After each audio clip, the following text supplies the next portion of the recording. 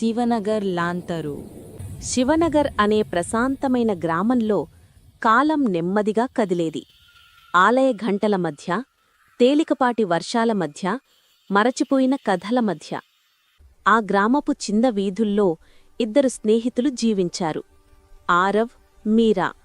ఆసక్తి, ధైర్యం మరియు అద్భుతమైన కలలతో నిండినవారు.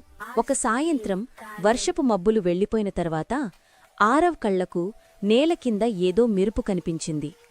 పాలిపోయిన పీతల దీపం పాత పూల చెక్కుళ్లతో అలంకరించబడినది.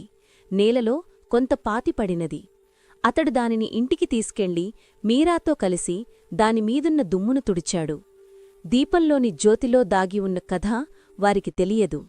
మొదటి మిణుగురు తగిలిన వెంటనే దీపం మంట వెలిగింది. బంగారం కాదు, తెల్లని నీలం రంగులో, గాలిలాంటి శబ్దంతో నడుస్తూ. గాలి చల్లబడింది. నీడలు పొడవుగా పెరిగాయి.